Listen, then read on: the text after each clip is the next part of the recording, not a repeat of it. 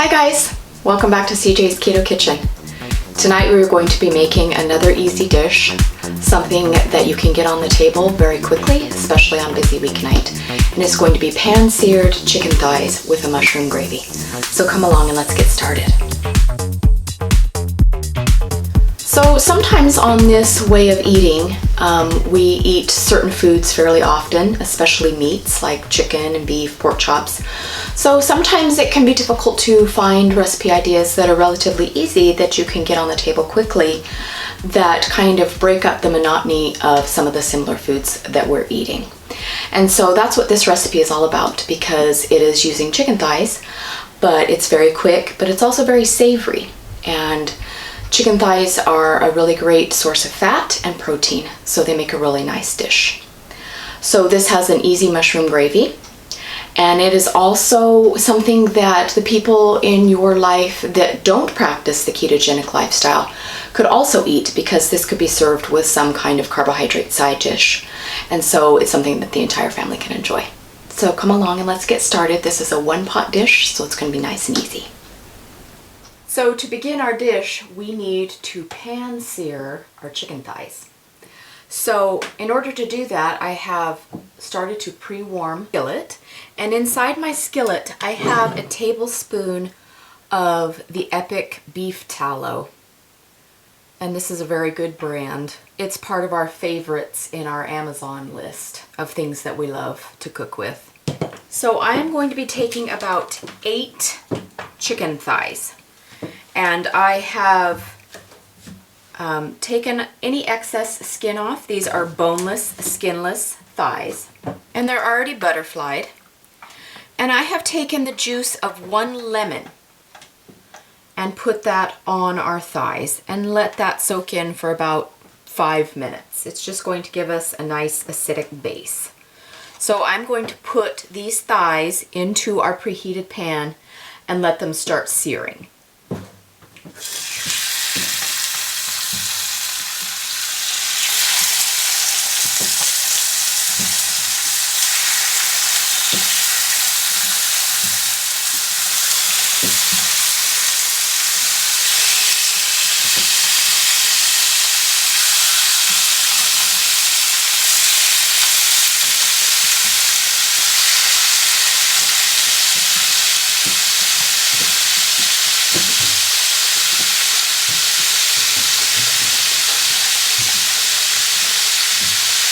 So we are not going to cover these because we want them to sear.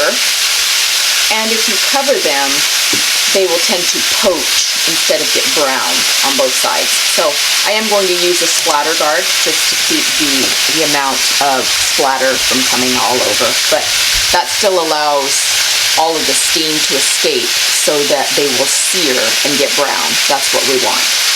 So while our chicken is starting to sear, I'm going to chop up some fresh herbs, and to me this is the reason that the dish is so savory, even though it's very simple and quick.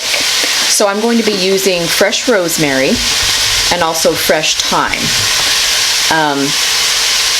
These are only about $1.98 to $2 a package, so it's still fairly economical. I really definitely highly recommend the fresh herbs, especially for this dish. And of course we will not be using the entire package. These keep well in the refrigerator for a couple of weeks actually. So in order to prepare rosemary and also the thyme, they're both on a woody stalk. So you basically want to remove them from the stalk. And so the best way to do that is usually go the opposite direction of the stalk. And most of the time you can just use your fingernail and just hold the stalk and pull. And it releases all the oil and it just smells so good.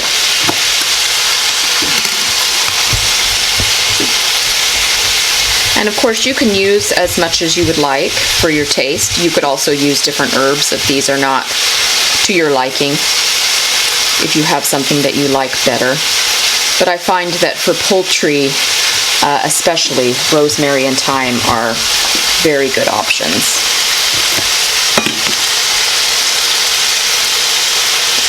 And like I said, you could use dried here, but the reason that this dish is such a standout, I believe, is because of the addition of the fresh herbs. So I have used about 3 stalks of the rosemary. And we're just going to, after we have taken it off the stalk, I'm just going to chop it finely.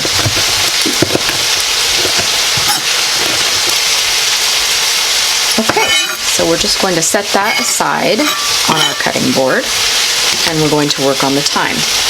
And the thyme is very similar in that it grows on a woody stalk, but it is much smaller than the rosemary and a completely different shape. So,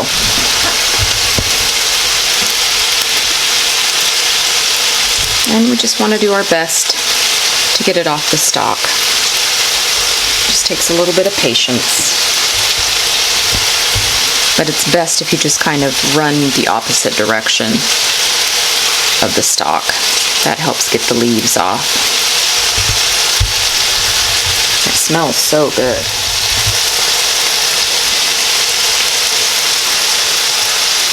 It's really amazing what a difference that fresh herbs can sometimes make in a very simple dish, because this dish is very simple.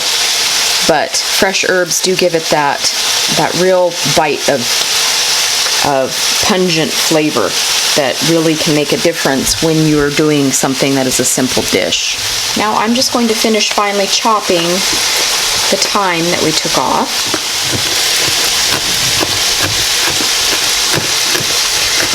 Sage would be another delicious herb that you could use in this dish. Parsley would also be very good. You could do parsley, rosemary, and thyme, and then you could just, you know, have a song by Simon and Garfunkel. And we could just all go to Scarborough Fair. Okay, so we have our herbs here, and we are going to be using those when we prepare our gravy. Tongs out. And just give them a look-see. Oh, perfect. So we are going to flip. And as you can see, they're getting nicely browned and pan-seared, and that is what we're going for.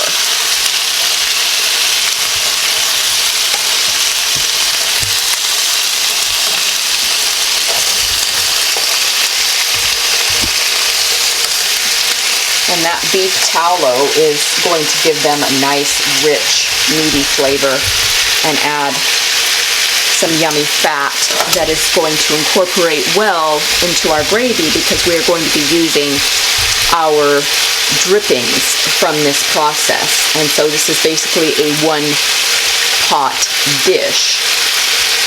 So we're going to let those pan sear on the other side, and we will remove them and begin our gravy. Okay, I'm going to remove our chicken thighs. They're nicely browned. I'm just going to put them on a plate because, of course, we're going to add these back in after we have made our gravy.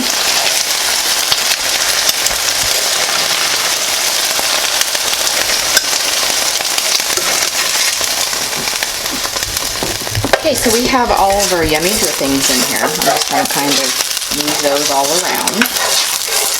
You can see we still have a little bit of residual oil in there, but I am going to add just a little bit of butter, about 2 tablespoons, because I find that butter gives a nice richness to our mushrooms, and we want that.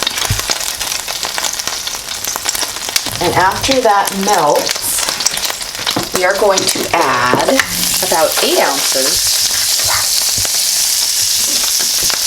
of mushrooms, and you can use any kind of mushrooms that you like. I'm just going to be using white mushrooms here, and they're already sliced.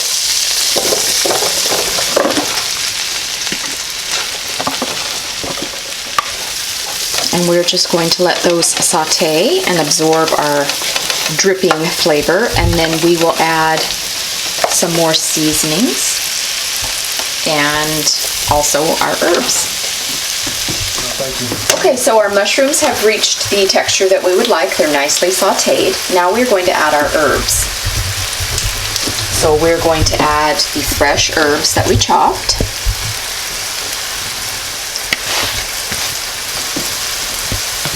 I'm also going to add about a tablespoon of garlic powder.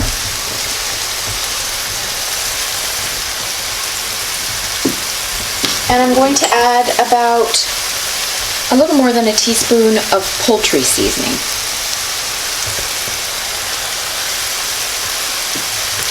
And we're just going to incorporate all of that.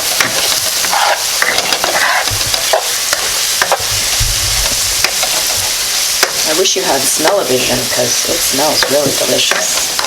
Okay, now to form our gravy, I'm going to take about a cup of heavy cream.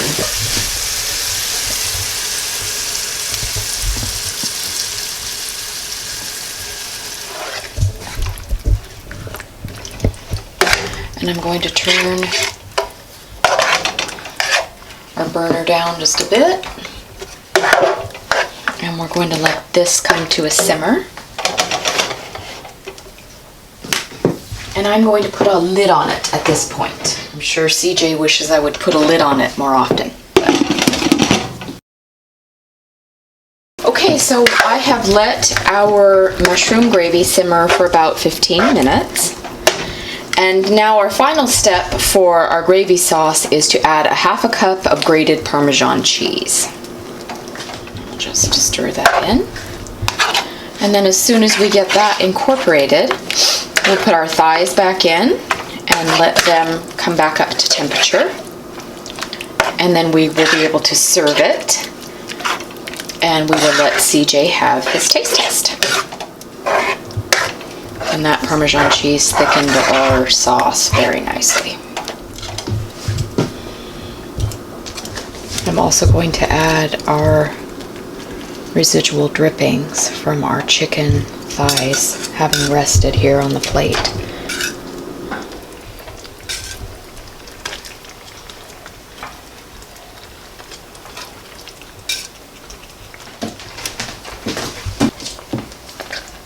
Okay, so I've put our chicken thighs back in to our delicious gravy sauce, and I'm just going to cover this and let our chicken thighs return to the same temperature as our gravy. And then we will serve this and let CJ have a taste. I'm going to be serving ours over cauliflower mash. Hi CJ. Hi baby. It's almost the end of the week. Yeah. Yay. One more day. Yes. I think. So we have a very easy dinner tonight. Yeah. It looked easy when you were making it. It is easy, and hopefully it'll be very flavorful because of the fresh herbs. So tonight we are going to be eating a pan seared chicken thigh with a mushroom gravy sauce. Wow. Okay. I gotta remember all that. It sounds very she, but it's just good old home cooking. Yeah. It smells really good. Let's see. So we got cauliflower mash. But that's not the star of the show. I can really smell the fresh herbs. That's really flavorful. Wow. It's got a buttery taste to it. That's good. I think that's like a new favorite. Wow. That's really good. And it really didn't take that long to make. Yeah. Took us longer to make it because we were filming all of it. Well, then we had to stop in between, go and pick up our children, run a few errands. So yeah. So normally it would not be that.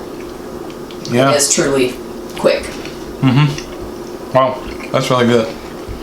Good job, baby. I think people will like it. Bye bye. Bye bye. Thanks for joining us again tonight, you guys. We hope that you enjoy this dish as much as we did. It's a very simple recipe, and hopefully that will work out very well for you. Speaking of recipes, on our blog we have all of our recipes, and that also has the macros, the nutrition information, all kinds of different ideas, and that is CJSKETOKITCHEN.com. So go ahead and head on over there if you would like some more information about this dish or our other dishes. We would also like you to please consider subscribing and hitting the notification bell so that you will be notified when we upload new content. We have keto conversations on Wednesdays, and that's where we get together and talk about different ketogenic topics. We also have subscription box reviews and other things that might assist you in this lifestyle. So we hope that you will join us there. We are also on social media. We're on Facebook, Pinterest, Twitter, any place that you can think of that social media is to be found, and that is CJ's Keto Kitchen. So please come on back and see us, and we will see you next time. Bye.